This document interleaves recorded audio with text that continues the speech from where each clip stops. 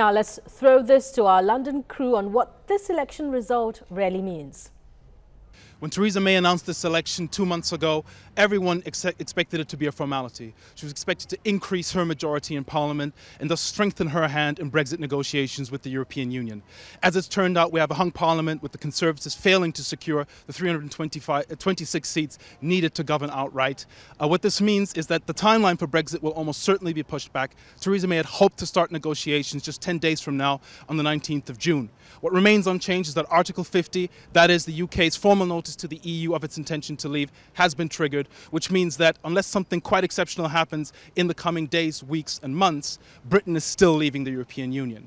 So for Africa, the question remains unchanged. What will its relationship with the UK look like after Brexit? Joining me to discuss this are Manji Cheto, who is the Senior Vice President for West Africa at Teneo Intelligence here in London, and Werner Ayukegba, who is Principal Sub-Saharan Africa Analyst at IHS Markit.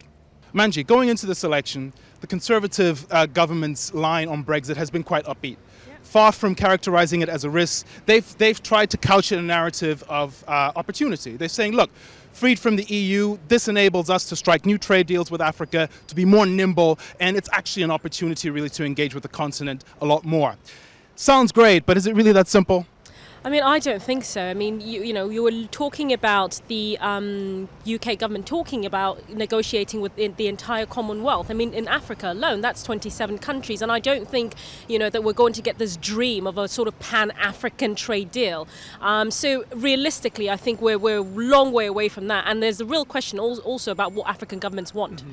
There was a report, Werner, last week in the Financial Times saying that just to reset its relationship with the EU, Britain is going to have to renegotiate something like 759 treaties.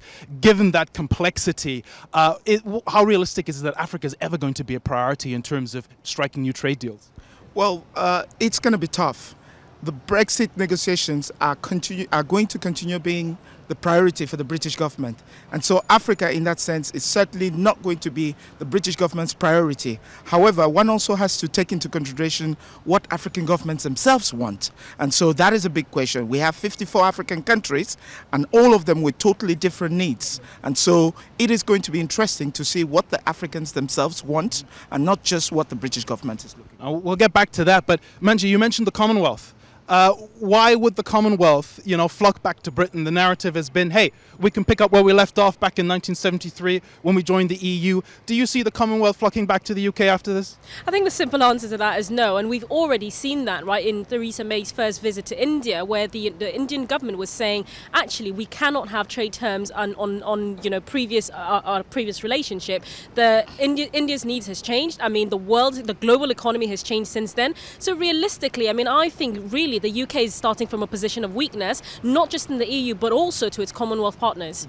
Werner, Manji's just said the world has changed. We know in the last 15 years, Africa has changed a lot. China is now a big trading partner for the continent. India is a big trading partner. And everyone from Turkey to Indonesia to Malaysia is looking at Africa. Do you share this perspective that, look, these are just different times. We can't go back in time?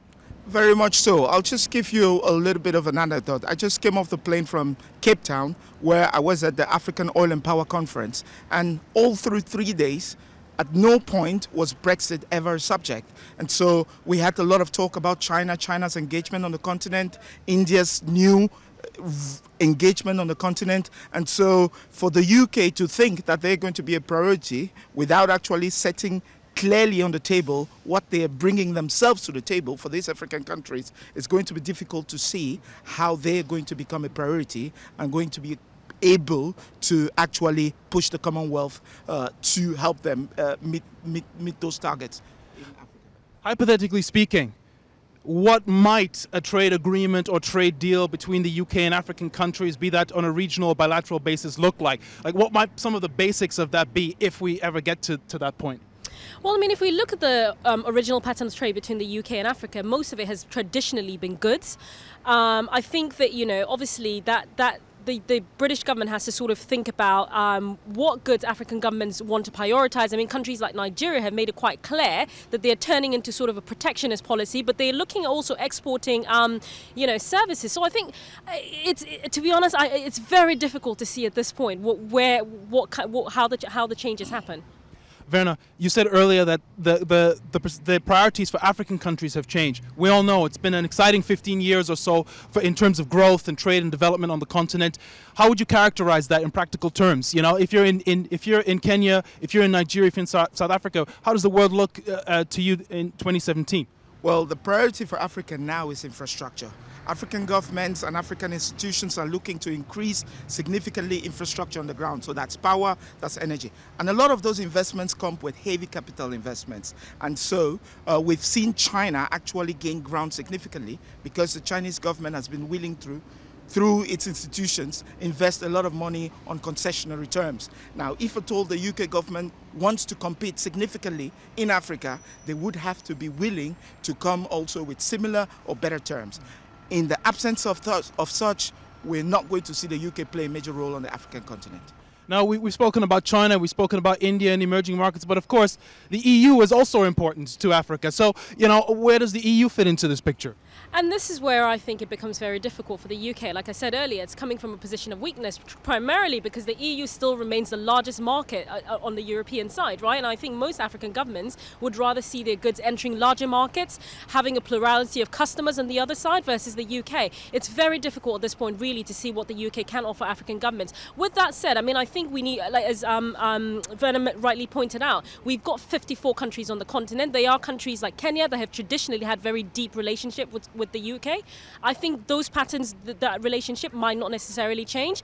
But for the much larger countries, South Africa, Nigeria, I think they will be looking for much bigger concessions.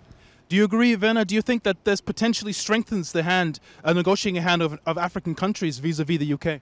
Very much so. Now, Nigeria currently is looking at improving its industrial base, so it's difficult to see how they're going to allow British companies to come and compete in an open and free trade manner with Nigerian companies on the ground without being able to give Nigerian companies an advantage and time to be able to grow and push that competition themselves. On the South African side, there is significant political turmoil in South Africa at the moment, and President Zuma is trying to push through what he calls a black transformation policy, which is to enable indigenous companies and black-owned businesses to be able to also gain from South Africa's wealth. In that kind of an environment, it's going to be difficult for the South African government to be able to allow or enable the kind of competition that is going to actually make a dent in what they're actually trying to accomplish. Okay, thank you very much, Manji Cheto, Teneo Intelligence, and Werner Ayukegba of IHS Markit. Well, the rain has started coming down here in London. We'll see what happens in the coming days and weeks. But if nothing else, it just reminds us of how profoundly the world is changing. From London, I'm Lanre Akinola.